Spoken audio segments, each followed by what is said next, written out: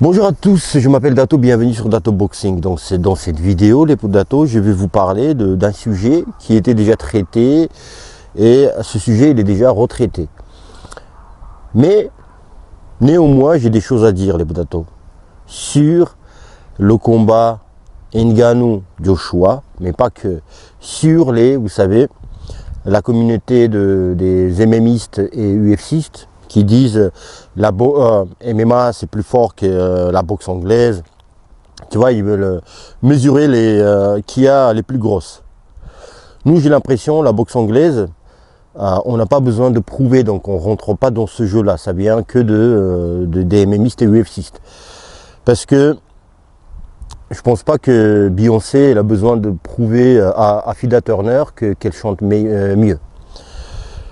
Les Boudato, tout d'abord, vous savez ce qu'il a fait Joshua à Ngannou lors de leur combat. Il a dit donne-moi ta main, viens ici, donne-moi ta main. Mais tu m'amènes où?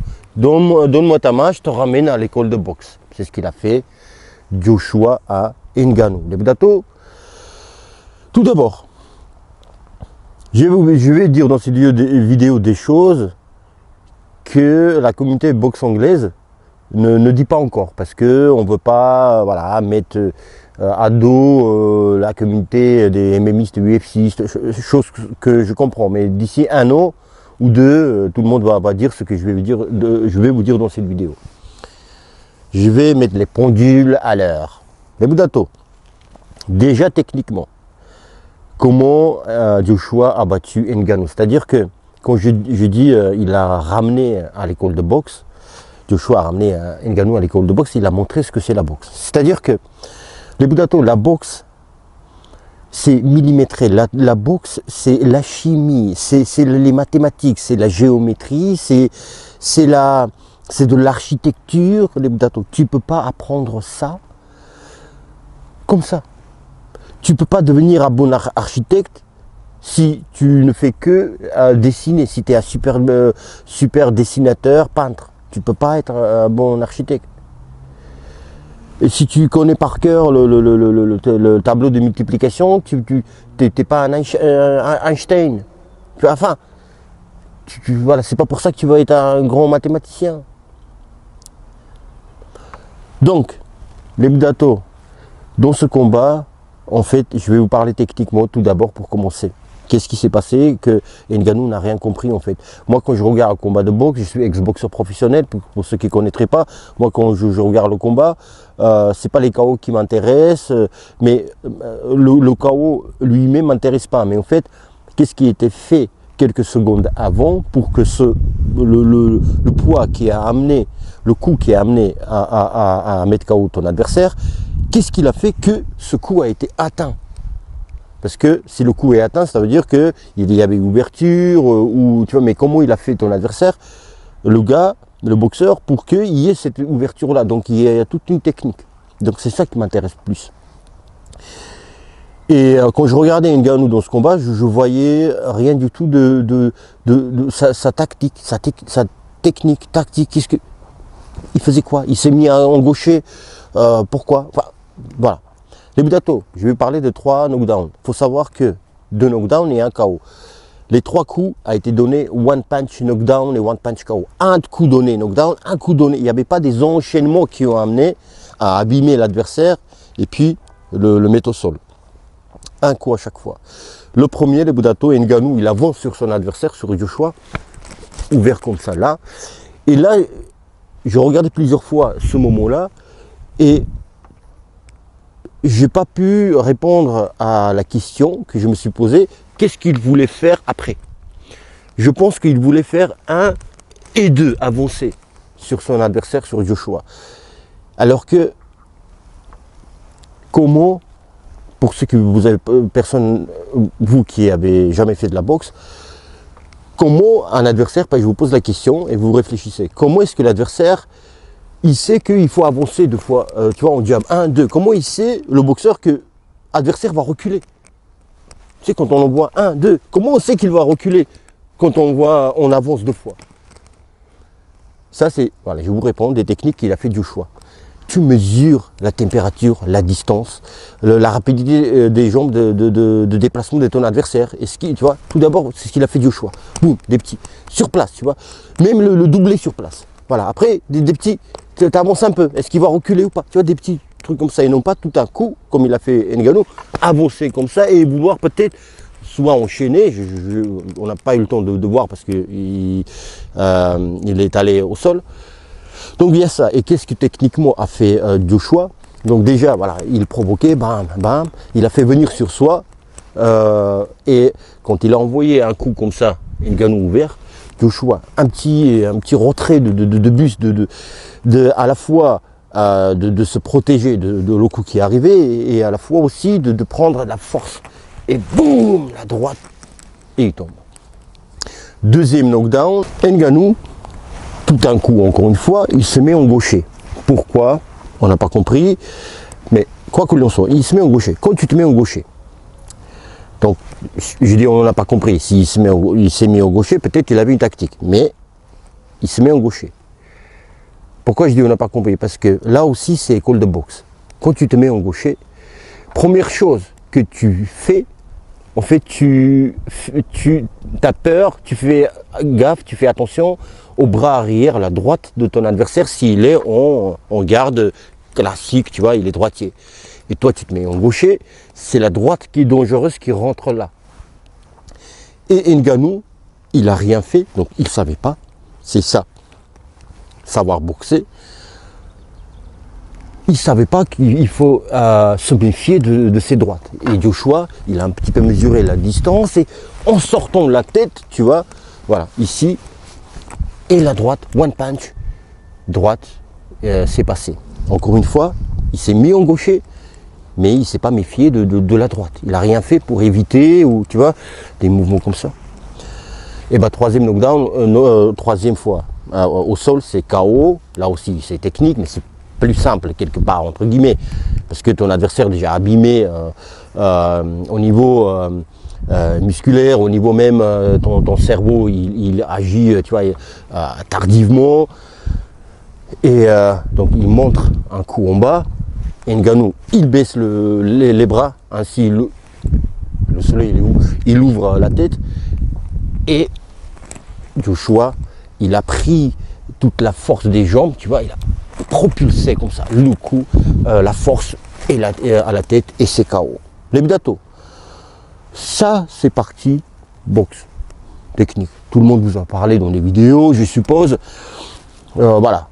Mais c'est surtout d'autres deuxième partie de thématiques que je voulais vous parler aux mesures qui a les plus grosses. Surtout les MMistes et UFCistes. Que c'est plus fort que la boxe, tu vois.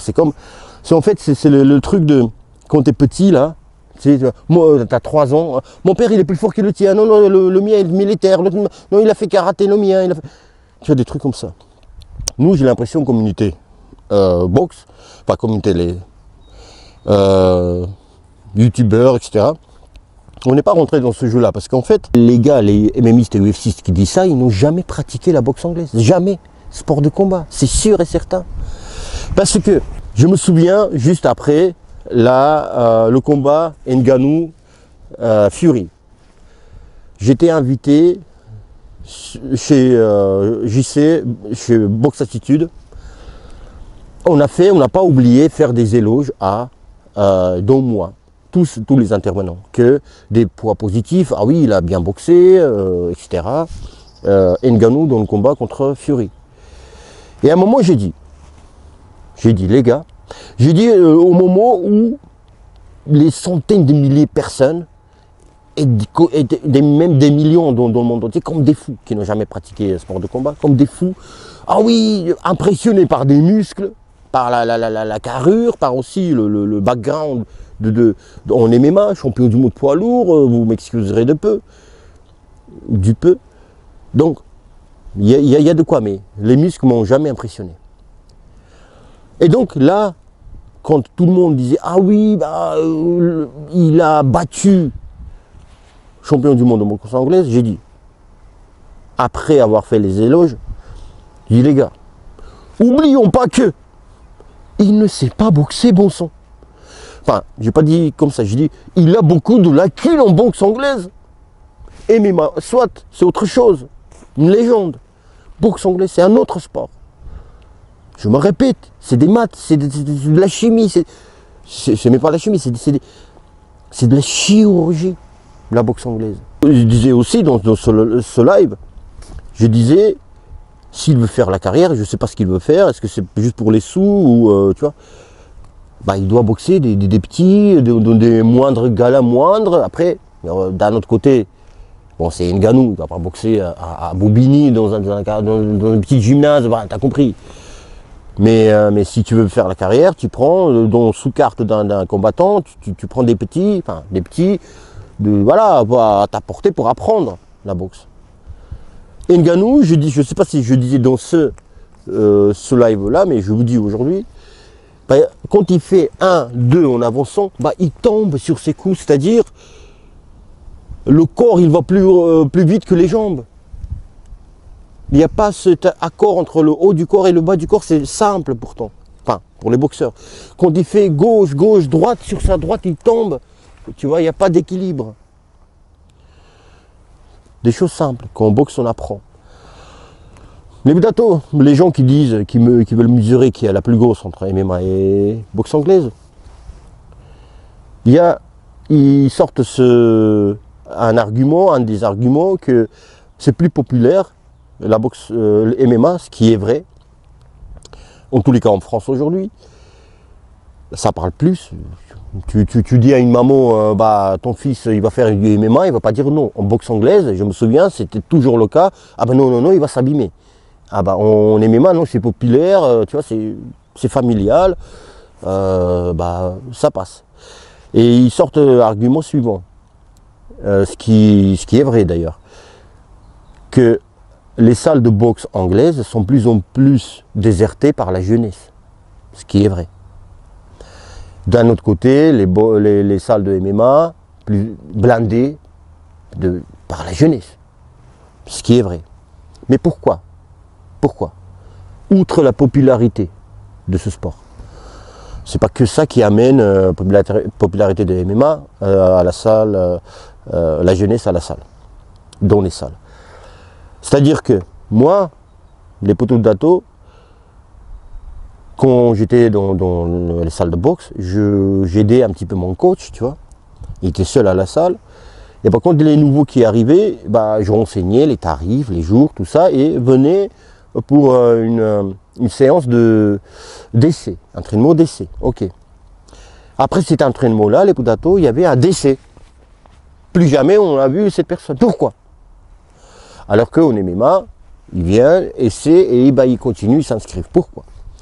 Parce que bon sang, la boxe anglaise, quand tu viens la première fois, c'est comme si un parent qui a pris son petit là, de 8 ans, il l'a mis dans une classe des lycéens, dans une matière de mathématiques. Il va rien comprendre. Mais c'est quoi? Qu'est-ce que je fais là? C'est quoi ces mots?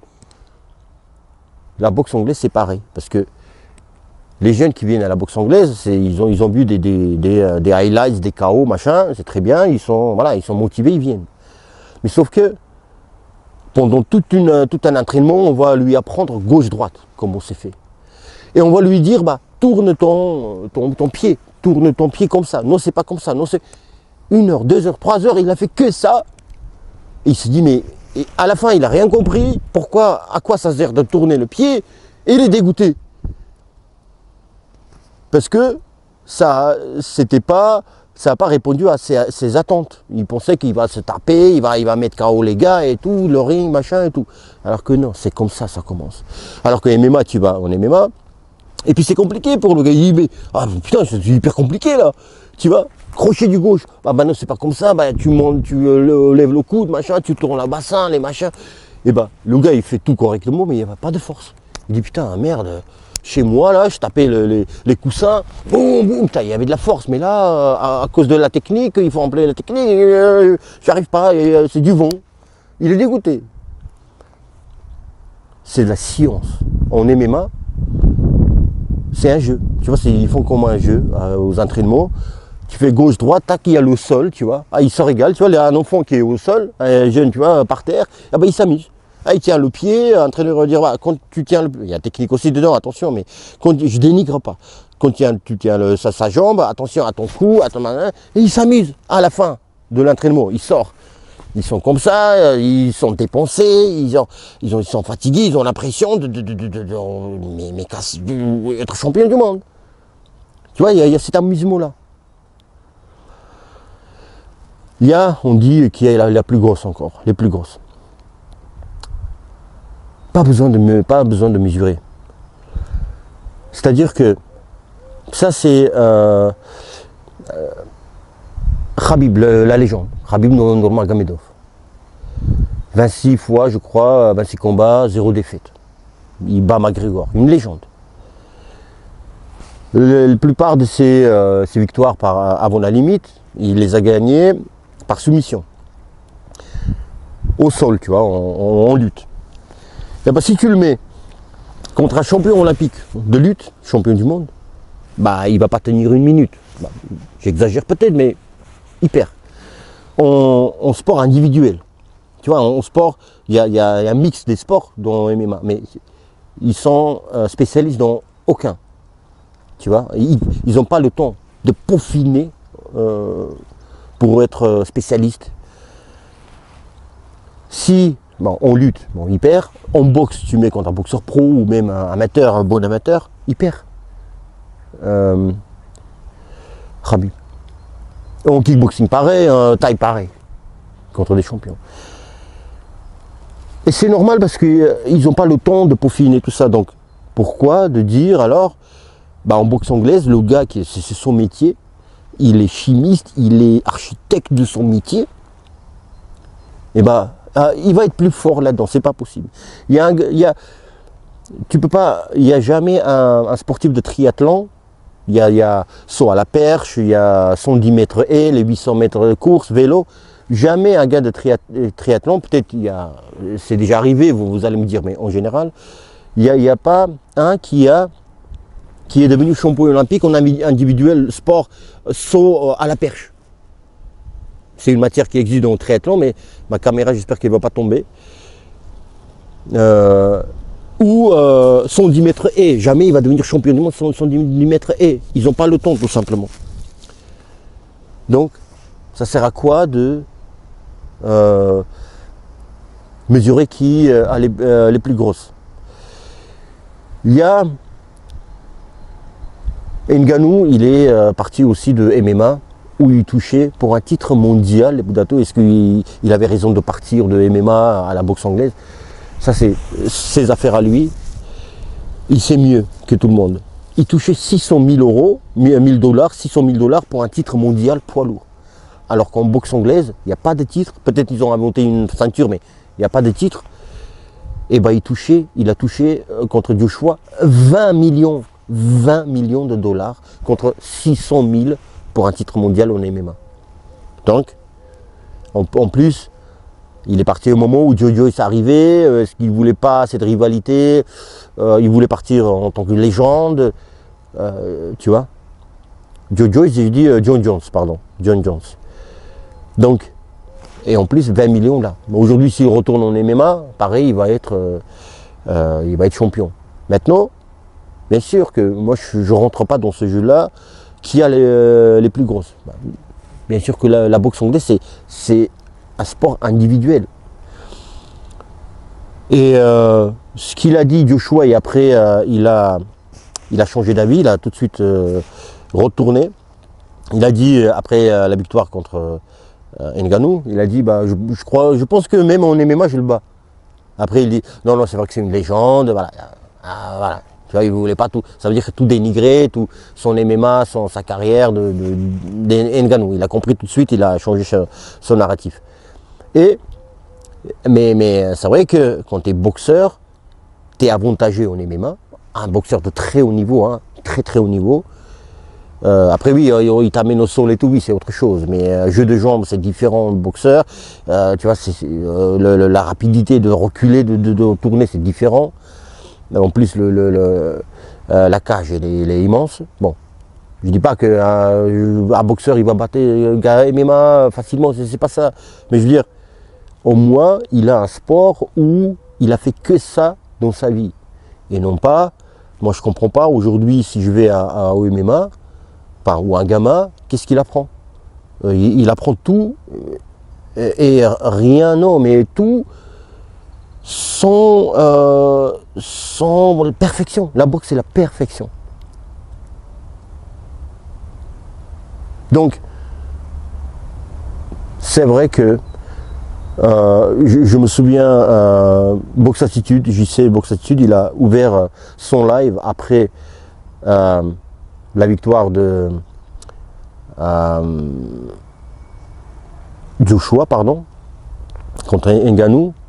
Il a commencé son live en disant, les gars, attention, c'est pas la compétition, moi je ne vais pas rentrer, je cite pas exactement ce qu'il disait, mais en gros c'est ça, je ne rentre pas dans ce jeu-là en me disant, ah oui, bah vous avez vu, faut pas venir à la boxe, des gars de MMA, voilà ce qui se passe, nous c'est la boxe anglaise. Voilà, il a dit, je rentre pas dans ce jeu-là, voilà, on va parler du combat. Et c'est très bien, moi je suis d'accord avec lui. Il y a aussi autre chose, les Pudato, et je vais finir la vidéo peut-être sur ça, c'est que Dana White, c'est Dana White qui dit, je le cite, il a dit, voilà, moi je suis contre des gars qui passent de l'UFC qui vont à la boxe. Moi je suis contre, il a dit. Et il a fini avec cette phrase-là, il a dit, le prochain ou celui qui veut aller à la boxe anglaise, c'est ce sort-là qui l'attend, parlant de ce chaos. C'est le même sort qui l'attend lui. Donc, voilà, les Budato, c'est comme ça. Je crois que, en fait, je vais vous dire ce qui s'est passé. J'ai tourné déjà cette vidéo-là que vous entendez, mais j'ai oublié, j'ai fini la vidéo, j'ai éteint la caméra, mais j'ai pas branché le micro en fait. Et du coup, je viens de refaire la vidéo. Et j'ai mis beaucoup de temps à réfléchir, vous avez vu, je prenais du temps parce qu'en fait, je ne savais pas si j'ai dit dans la vidéo que je venais de faire ou j'ai déjà dit ou pas dit. Donc je ne savais pas, j'étais perdu. Donc je réfléchissais plus longtemps. Enfin. Et quand tu refais une vidéo, elle n'est jamais meilleure que la première. Donc la première, c'était meilleur que celle-ci. Mais en tous les cas, voilà. En tous les cas, j'espère que le plus gros, vous avez compris. Dites-moi ce que vous pensez. Les Budato, passez un très bon week-end. Je vous dis à bientôt, très très bientôt. Je vous embrasse.